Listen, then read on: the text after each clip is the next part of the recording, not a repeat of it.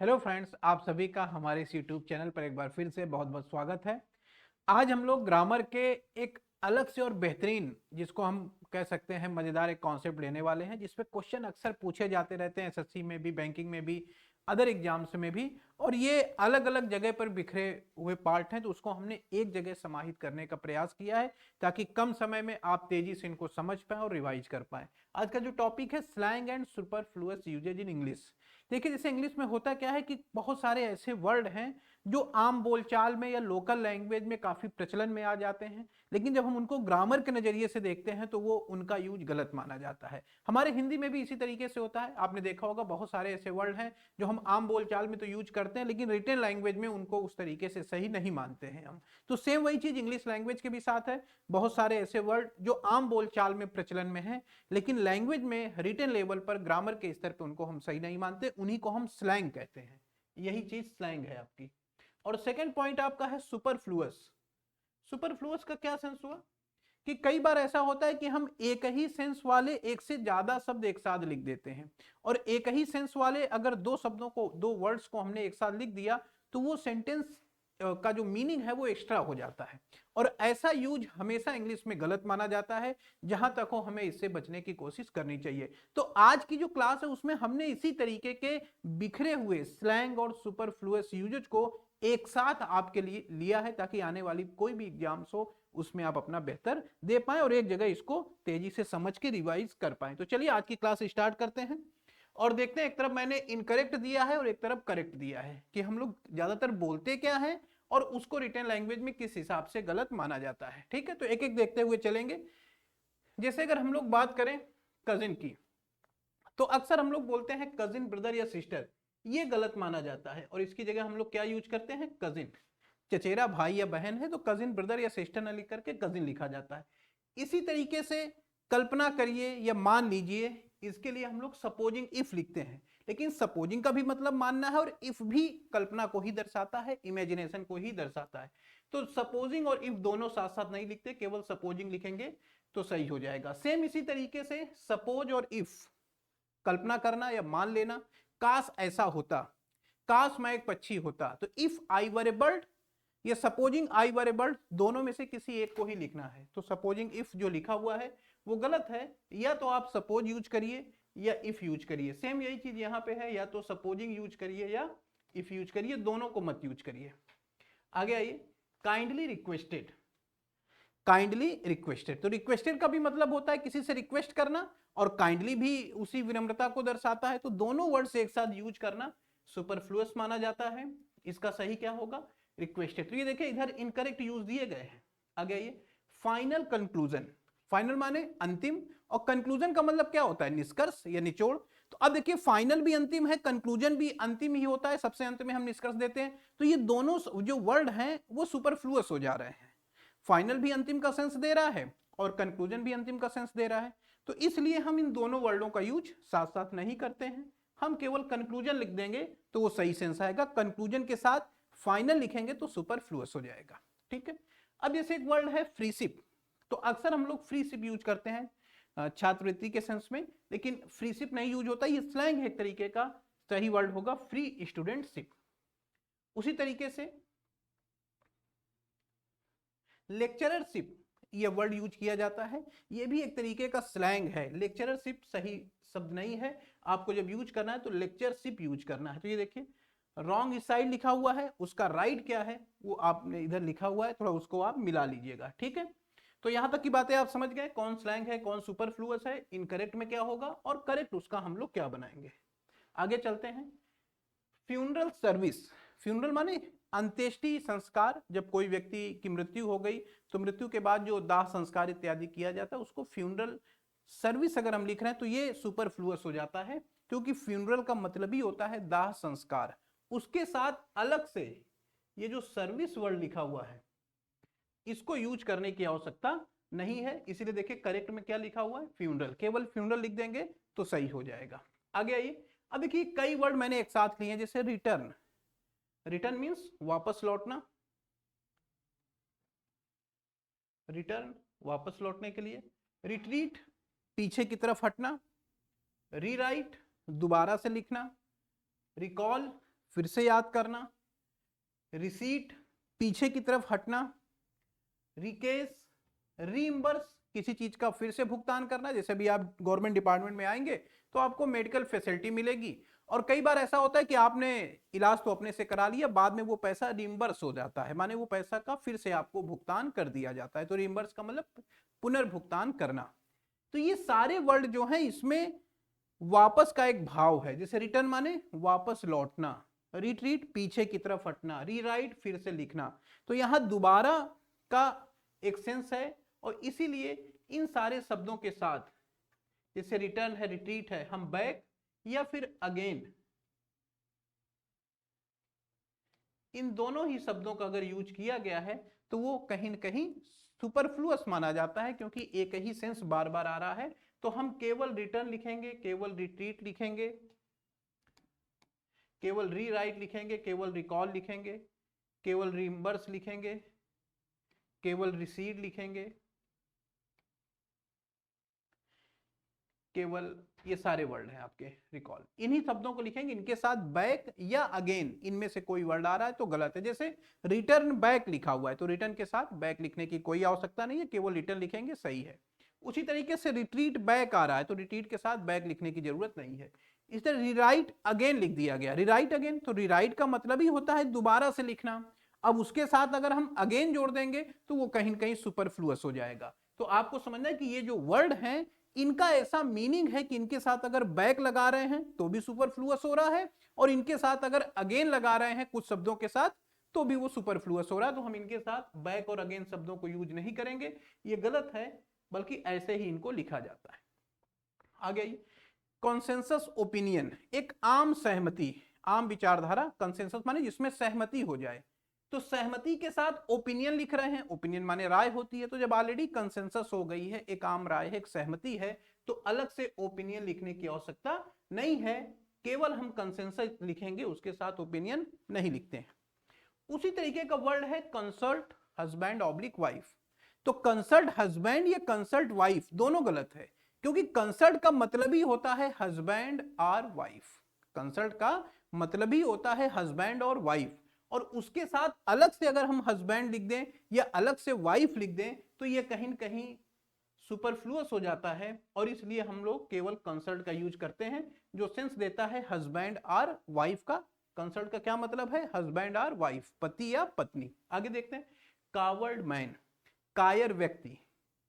Coward noun है आपका, इसका खुद ही मतलब होता है कायर व्यक्ति, इसके साथ अलग से अगर मैन लिख रहे हैं तो ये कहीं न कहीं सुपरफ्लुअस हो जा रहा है, इसलिए हम लोग केवल कावर्ड यूज करते हैं, जो कि सेंस देता है कायर व्यक्ति का।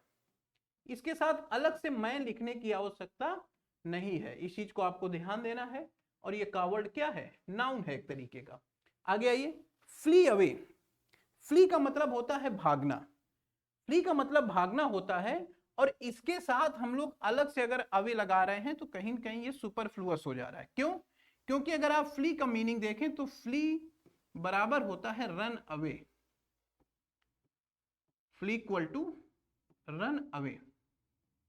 तो फ्ली का खुद ही मतलब रन अवे होता है, इसलिए इसके साथ अलग से अवे लगाने की आवश्यकता नहीं है, और इसीलिए या तो हम फ्ली लिखेंगे, ये सही है, और अगर आपको अवे लिखना है तो आप रन अवे लिख सकते हैं, ये भी सही है। इन दो में से एक ही यूज होगा। आगे आइए, सेंट परसेंट, हम लोग अक्सर बोलते रहते हैं ना शत प्रतिशत, तो शत प्रतिशत के लिए सेंट परसेंट हम लोग नहीं यूज करते हैं, शत प्रतिशत के लिए क्या यूज करेंगे, 100%। ठीक है, मेरे ख्याल से आप समझ रहे होंगे, एकदम सिंपल है, इजी है, और लेकिन पूछा जाता रहता है।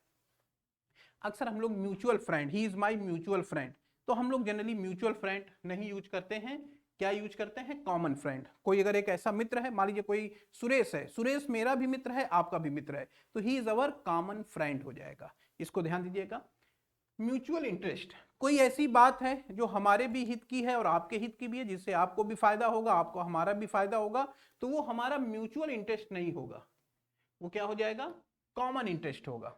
इसी तरीके से म्यूचुअल एग्रीमेंट, अगर कोई ऐसी चीज है जो हमारे आपके दोनों की सहमति पे है तो म्यूचुअल एग्रीमेंट, ये स्लैंग है, ध्यान दीजिएगा, ये स्लैंग है, स्लैंग का मतलब आम बोलचाल का शब्द है, लेकिन ग्रामर के हिसाब से हम लोग म्यूचुअल एग्रीमेंट नहीं लिखते, केवल क्या लिखते हैं, एग्रीमेंट। क्लियर हो गया? आगे आइए, पास्ट एनिमीज, अगर दो लोग एक दूसरे के बहुत ज्यादा दुश्मन है, फास्ट फ्रेंड होता है, इस चीज को समझिएगा, फास्ट फ्रेंड घनिष्ठ मित्र, लेकिन बहुत कट्टर दुश्मन है तो फास्ट इनमीज स्लैंग है, बोलते हैं, बोलचाल में इसको यूज करते हैं, लेकिन ग्रामर की लैंग्वेज से देखेंगे तो फास्ट इनमी न लिख करके क्या लिखा जाता है, स्वार्न इनमीज। तो एक तरीके का स्लैंग है, ये आपको ध्यान देना है कि एक तरीके का स्लैंग है, बोलचाल में यूज होता है। लिंकिंग रोड, ये एक लिंक रोड है, संपर्क मार्ग है, तो संपर्क मार्ग के लिए लिंकिंग रोड गलत है, स्लैंग है एक तरीके का, बोलचाल में खूब यूज होगा, लेकिन ग्रामर के नजरिए से देखेंगे तो क्या सही है, लिंक रोड, माने वो सड़क जो आपस में जोड़ती है। इसी तरह से संपर्क भाषा, लिंकिंग लैंग्वेज, स्लैंग है, इनकरेक्ट है, ग्रामर के हिसाब से इनकरेक्ट है, उसकी जगह हमें क्या यूज करना है, लिंक लैंग्वेज। ठीक इसी तरीके से रिपीट, रिपीट करना माने किसी चीज को दोबारा से बोलना, तो रिपीट के साथ अगेन लिख रहे हैं, रिपीट का मतलब दोबारा से बोलना। रिकॉल, किसी चीज को याद करना, उसके साथ अगेन लिख रहे हैं। रिसीट, पीछे की तरफ हटना।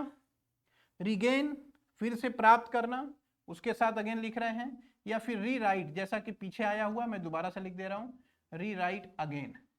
इन सारे शब्दों के साथ अगर हम अगेन लगाएंगे तो सुपरफ्लुअस हो जाएगा। क्यों? क्योंकि रिपीट का मतलब ही होता है दोबारा से कहना, रीराइट का मतलब ही होता है दोबारा से लिखना, उसके साथ अलग से अगेन, अगेन माने फिर से, वो बोलने की आवश्यकता नहीं है। क्योंकि अगर हम लोग लिखेंगे रिपीट अगेन, तो रिपीट का भी मतलब दोबारा से कह दीजिए, और अगेन माने फिर से आएगा दोबारा से, तो ये दोनों वर्ड एक साथ आ जाएंगे, सेंटेंस हमारा कहीं न कहीं सुपरफ्लुअस हो जाएगा।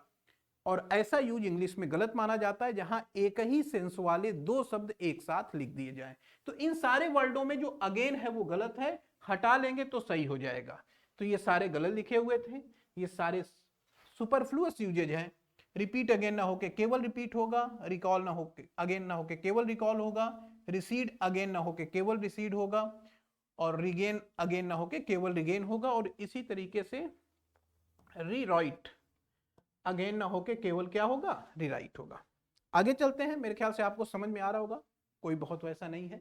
देखिए सफिशिएंट एनफ, तो सफिशिएंट एनफ, सफिशिएंट माने क्या हुआ, पर्याप्त, और एनफ माने भी पर्याप्त, तो दोनों शब्दों का देखिए सेम मीनिंग है, तो इसलिए ये सुपरफ्लुअस हो जाएगा। हम सफिशिएंट एनफ नहीं लिखेंगे, क्या लिखेंगे फिर, देखिए या तो सफिशिएंट लिखेंगे और या फिर एनफ, दो में से कोई एक ही आएगा।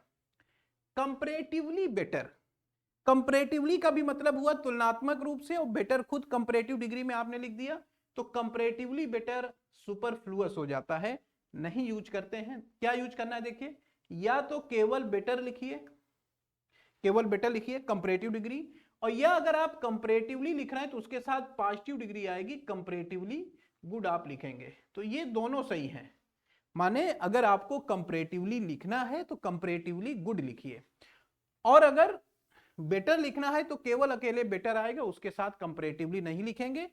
अगर दोनों साथ साथ लिख रहे हैं तो गलत है। अब जैसे देखिए आगे क्या लिखा हुआ है, सडनली कम अक्रॉस, सडनली का मतलब होता है अचानक, और ये जो वर्ड आपका कम अक्रॉस है, कम अक्रॉस का भी मतलब होता है अचानक मुलाकात होना, तो इसका भी मतलब अचानक है और इसका भी मतलब अचानक मुलाकात होना, तो ये अचानक जो वर्ड है ये सुपरफ्लुअस हो जा रहा है, इसीलिए सडनली कम अक्रॉस नहीं लिखा जाता है, केवल क्या लिखा जाता है, कम अक्रॉस। कम अक्रॉस का मतलब होता है मीट बाई चांस, अचानक मुलाकात होना, मैं लिख दे रहा हूं मीट बाई चांस, अचानक मुलाकात होना। आगे आइए, एन इंग्लिश टीचर, जैसे मैं आपको इंग्लिश पढ़ा रहा हूं तो मेरे लिए आप एन इंग्लिश टीचर नहीं यूज करेंगे, इंग्लिश में भले पढ़ा रहा हूं, इंग्लिश टीचर का मतलब होता है, अगर मैं लिखूंगा एन इंग्लिश टीचर तो इसका मतलब होगा ऐसा टीचर जो इंग्लिश है, माने जो अंग्रेज है। मैं अंग्रेज तो हूं नहीं, इंडिया का ही हूं, तो एन इंग्लिश टीचर लिखना यहाँ गलत होगा, यहाँ क्या सही होगा, अ टीचर ऑफ इंग्लिश, माने वो टीचर जो आपको इंग्लिश पढ़ाता है उसके लिए अ टीचर ऑफ इंग्लिश सही होगा। एन इंग्लिश टीचर लिखेंगे तो सेंस आएगा वो अध्यापक जो अंग्रेज है, गलत हो जाएगा। आगे आइए, रीजन बिकॉज, रीजन बिकॉज नहीं लिखते, क्या लिखते हैं, रीजन वाई। यस्टरडे नाइट, ये भी एक तरीके का स्लैंग है, बोलचाल में बहुत यूज होता है, लेकिन यस्टरडे नाइट ना लिख करके हम लोग क्या लिखते हैं, लास्ट नाइट। क्लियर हो गया। क्वाइट, क्वाइट का मतलब पूरी तरीके से, और आल माने भी सारा या पूरी तरीके से, तो जब ये दोनों शब्द यहां पर अगर क्वाइट का सेंस है पूरी तरह से या सारा, तो पूरी तरह से या सारा के सेंस में और आल माने भी सारा हो जाता है, तो दोनों कहीं न कहीं एक ही सेंस देते हैं, इसलिए सुपरफ्लुअस हो जाता है इन दोनों शब्दों का एक साथ यूज करना। या तो क्वाइट यूज करिए या फिर केवल ऑल यूज करिए। क्वाइट का मतलब भी पूरी तरीके से और ऑल का मतलब भी सारा या सभी। आगे आते हैं नेक्स्ट, देखिए क्या लिखा हुआ है, throughout the whole year. Throughout माने द होल ईयर माने पूरे वर्ष भर, तो होल ईयर का मतलब तो पूरे वर्ष हो गया, और थ्रू आउट भी दे रहा है पूरे वर्ष भर, तो ये जो पूरे वर्ष या कंप्लीट का जो सेंस आ रहा है, होल का सेंस जो आ रहा है वो सुपरफ्लुअस हो जा रहा है। तो इसलिए सही तब बनेगा जब हम होल को हटा देंगे। तो देखिए थ्रू आउट द ईयर, ये करेक्ट हो गया आपका। क्लियर हो रहा पॉइंट, पूरे साल भर हिंदी ये बन रही है, लेकिन होल दोबारा से लिखेंगे तो यही सेंस दोबारा से रिपीट हो जाएगा। पासिंग मार्क्स, किसी भी चीज के लिए कितने पासिंग मार्क्स होने चाहिए बोलते हैं हम लोग, लेकिन पासिंग मार्क्स कहीं कहीं स्लैंग है, बोलचाल में यूज होता है। ग्रामर के हिसाब से देखेंगे तो पासिंग मार्क्स ना होके क्या होता है, पास मार्क्स। ठीक है, फिर आगे आइए, my family member. My family member बोलचाल में सही है, लेकिन जब हम ग्रामर के हिसाब से देखते हैं तो माई फैमिली मेंबर न लिख करके क्या लिखते हैं, a member of my family. Clear हो रहा पॉइंट, ये माई फैमिली मेंबर न लिख के क्या लिखेंगे, a member of my family, मेरे परिवार का सदस्य। अब देखिए, फादर, मदर, ब्रदर और हस्बैंड, ये जो वर्ड हैं फादर, मदर, ब्रदर और हस्बैंड, या वाइफ भी लिख सकते हैं इसके साथ, वाइफ को भी जोड़िए। इन शब्द के साथ हम ओन नहीं यूज करते, ये जो ओन यूज हुआ है इसका यूज सुपरफ्लुअस माना जाता है। Father, mother, brother, husband, wife, इन शब्दों के साथ आप ओन नहीं लिखते। तो ये लिखा हुआ है do not use own with these words, जैसे फादर ETC मैंने लिख दिया, माने आप फादर है, मदर है, ब्रदर है, सबके साथ समझ जाएंगे। क्लियर हो गया। तो माई ओन फादर ऐसा अगर लिख रहे हैं, माई ओन फादर, ये गलत है, केवल लिखिए माई फादर। ठीक है, इसी तरीके से माई ओन मदर ये रॉन्ग हो जाएगा, केवल माई मदर लिखिए। माई ओन हस्बैंड गलत हो जाएगा, केवल माई हस्बैंड लिखिए। इस तरह से ओन ऑटोबायोग्राफी, अब देखिए ऑटोबायोग्राफी का मतलब होता है आत्मकथा, और ओन का भी मतलब हो गया अपनी। तो ये जो अपना शब्द है ये 2 बार रिपीट हो रहा है, इसलिए ओन ऑटोबायोग्राफी के साथ ओन लिखना सुपरफ्लुअस माना जाता है कि भाई ऑटोबायोग्राफी का मतलब ही हुआ अपनी आत्मकथा, और अपनी आत्मकथा के साथ हम ओन लिख दें तो गलत हो जा रहा है। केवल क्या यूज होगा, ऑटोबायोग्राफी, आत्मकथा। इसी तरीके से एब्सोल्यूट परफेक्ट, पूरी तरीके से परफेक्ट माने भी पूर्ण होता है, तो पूरी तरीके से पूर्ण ये भाव फिर वही सुपरफ्लुअस हो जा रहा है, जो परफेक्ट का सेंस है वही सेंस एब्सोल्यूट का आ जा रहा है। तो इसीलिए हम लोग परफेक्ट के साथ एब्सोल्यूट वर्ड नहीं यूज करते हैं, केवल परफेक्ट यूज करते हैं। कहीं पे एब्सोल्यूट परफेक्ट लिखा है तो गलत है। Blunder mistake, blunder mistake, mistake के साथ ब्लंडर नहीं आता, क्यों, क्योंकि इसका मतलब समझिएगा, अगर हम ब्लंडर की बात करें तो ब्लंडर बराबर होता है बिग मिस्टेक, ब्लंडर बराबर बिग मिस्टेक। ये पहले तो ये आपको जानना है कि blunder equal to big mistake. दूसरा पॉइंट आपको ये जानना है कि अगर हम ब्लंडर मिस्टेक या बिग ब्लंडर,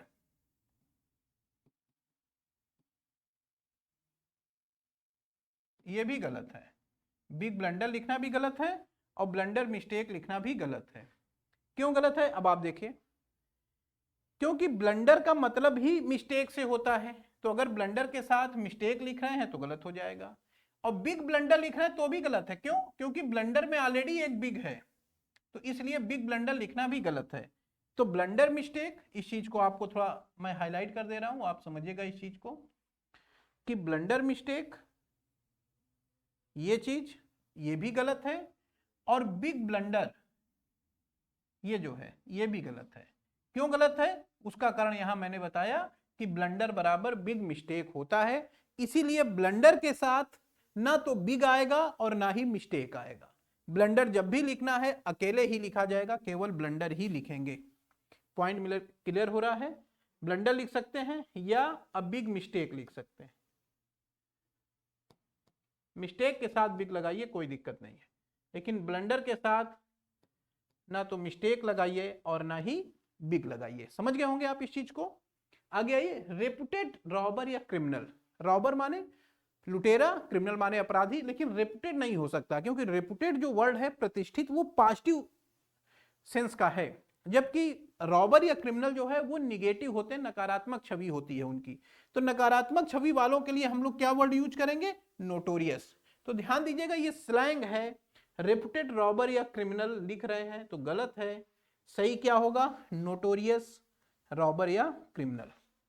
इसी तरीके से करेक्ट न्यूज, सही खबर, सच्ची खबर। तो सच्ची खबर की इंग्लिश करेक्ट न्यूज मत लिखिएगा, क्या लिखेंगे? True news. जो सच्ची खबर है उसकी इंग्लिश हम लोग करेक्ट न्यूज नहीं लिखते हैं, सच्ची खबर की इंग्लिश हम लोग क्या लिखते हैं? True news. इस चीज का आपको ध्यान देना है कि करेक्ट न्यूज की इंग्लिश, सच्ची खबर की इंग्लिश करेक्ट न्यूज ना हो करके ट्रू न्यूज लिखेंगे। मेरी बात समझ में आ रही होगी आप लोगों को। तो आज की ये मेरी क्लास कैसी लगी जरूर बताइएगा कमेंट करके, कमेंट बॉक्स में। और क्या आप चाहते हैं कि इसका मैं पार्ट 2 भी लेकर के आऊं, जिसमें हम लोग जो बचे हुए स्लैंग और सुपरफ्लुअस हैं उनको करें, और कुछ इस पर बेस्ड क्वेश्चन भी कर लें जो प्रीवियस ईयर में पूछे गए हैं, और कुछ नए क्वेश्चन, ताकि आप समझ पाएं कि कैसे इस पे क्वेश्चन पूछे जाते हैं। तो इंतजार करिए, बहुत ही जल्द अगली वीडियो में हम लोग स्लैंग एंड सुपरफ्लुअस के नेक्स्ट पार्ट को डिस्कस करेंगे। साथ ही साथ इस पर और जो आगे मैं डिस्कस करूंगा उस पर कुछ प्रीवियस ईयर के क्वेश्चंस और कुछ नए क्वेश्चंस लेके आएंगे, ताकि आप इसको समझ भी पाएं कि इस पर क्वेश्चन किस तरीके से पूछे जाते हैं। ठीक है, बहुत बहुत धन्यवाद आप लोगों का।